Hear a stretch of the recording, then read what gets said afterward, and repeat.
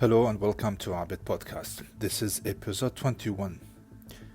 Here, where we break the cycle of failure, build habits, and equip you with tools to win. And here is the catch, giving you the tools to win. This year, we will have some episodes labeled as the blueprint, where we will work together to get the tools for you to win this year. Following my episode Auditing 2024, which I highly recommend to watching it if before you start building your toolkit, it will be the baseline for the blueprint episodes. Those episodes will focus on building the blocks of the 6 areas discussed, which are your spiritual belief, physical health, the relationship in your life, mindset, skills, and investment, focusing on what you have, what you can control, and balance between present and the future.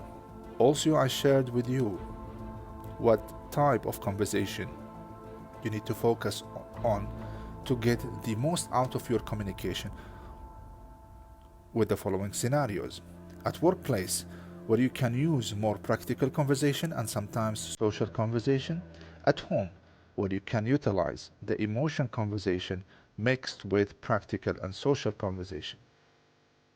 At a networking environment, where you will focus on social conversation till you gauge the quality of the person in front of you. Then you can choose to use emotion or practical conversation. In episode 20, we explored effective communication, which laid the groundwork for what we will discuss today, which is mastering conflict resolution. Again, if you have not watched episode 20, I highly recommend it to watch it again. It's essential to understand today's why conflict resolution is critical. We, we all sometimes able to conduct meaningful conversation. And even better, many of us are good in connecting with people instantly. A lot of people think of the ability to connect and to be accepted easily as an inborn capacity. And I think some people have inborn sense of concerns about being rejected or being dragged easily into conflict. They seems to have this feeling that they are willing to be able a little bit fearless and be more aggressive in conflict. They are not really fearless, they are scared and have low self-value, but they do it anyway. Guys, remember, no one's fearless. If you were fearless, you would be dead. Communication is all about connecting with people via conversation. That conversation may have some values discussed, stories, or even feelings. All those topics can create perfect bond, and also it can be criticized, judged, which leads to conflict. So, conflict is unavoidable, whether at work, home, with friends. How you approach it, how you approach disagreement can define your relationship and success. But here's the key. Conflict, it is not inherently bad. It is an opportunity of growth. Proper conflict resolution strengthens trust, nurtures relationship, and boosts your self-confidence and self-worth if you approach it from a growth mindset. Now, what is the blueprint for the skill I need? Here are the 5 skills to resolve conflicts in 2020. Skill number 1. Cultivate curiosity and seek resolution. By adapting this skill, it removes the clutter. It will eliminate the ability to make excuses and rationalization. Use plain language with simple intent. What do you want? How would you like to get there? When is the conflict arise, we switch into fighting mode. We insist and lock into insisting we are right.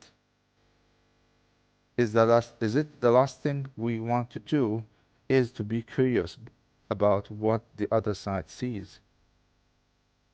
Here it's all about you and them. Did you allow them to have their own story independent of your own story? Were you willing to hear their story without the emotion or the verbal backlash? I will rephrase. I will rephrase it to as no judgment, no criticism. Did you allow them to have their story to become part of the solution? Use deep questions like, what it take to fix the situation? What do you think is the best way forward? How can we address together? Key takeaway from here, curiosity, remove defensiveness, and create space for collaboration. Skill number 2, their attitude.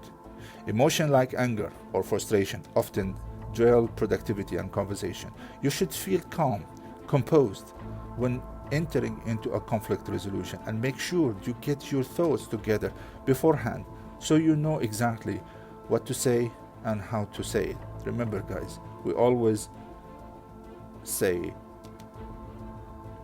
what you mean and mean what you say. This is exactly the attitude. And instead of reacting into the heat of the moment, pause, breathe, reflect before re-engaging. If the argument became heated, say, let's take a break and revisit this later. The takeaway here, calmness de-escalates tensions and creates room for rational decision. Skill number 3, master active listening. Listening is not hearing, it is understanding. That means giving full attention and avoiding interruption. Active listening entails focusing on what the other person has to say, staying quiet as they speak, and listen to how they phrase things. Genuinely listen to their question and concern with an open ears. Show them that you are care about what they are saying. Establish sense of respect. You should always go to a conflict resolution with an open mind, so that you can truly see where the other person is coming from. Sometimes they say mirror the other person's body language to show that you are engaged. For example, if they say, I feel unheard, you might respond, it sounds like you feel overlooked.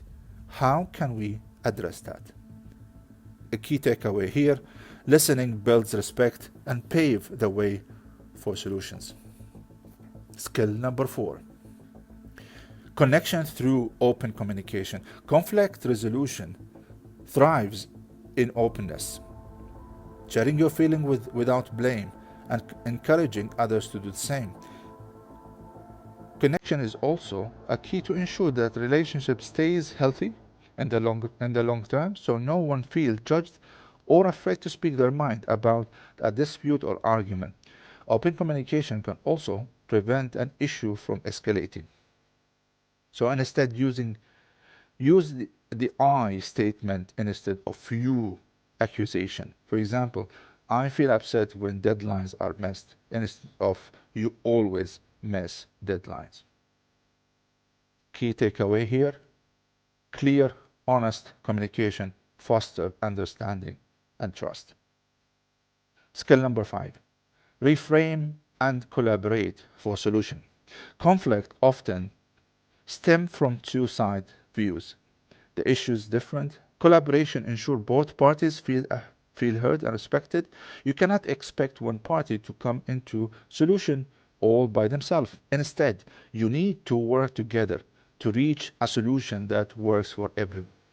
Having the willingness to collaborate will also show the other party that you are able to put your differences aside and to come to a conclusion as a team. Find common ground by saying what outcome would make this work for both of us. Key takeaway here, reframing the conflict as the shared challenge transform opposition into partnership. By now, great communicators resolve conflicts by meeting their team's 6 human needs. When it comes to certainty, offer reassurance. When it is uncertainty, provide adaptability and honesty. If it is become to significance, acknowledge contribution. When it comes to connection, strengthening relationship. How about growth? Turn conflicts into learning moment. And finally, when it comes to contribution, create win-win solution. By the end of this video, I will give you an action plan. Conflict resolution is a skill. You can master it with practice. This week, try to apply one of the 5 skills that we have discussed. Approach disagreements with curiosity, or take a pause before responding to in a heated moment. Number 3, practice active listening during a conversation. Number 4, use I statement to communicate your feeling or whatever goals you need. Number 5, reframe a conflict into a collaborative challenge. In the end, let's build a future where conflicts are not a roadblock, but stepping stone for success in 2025.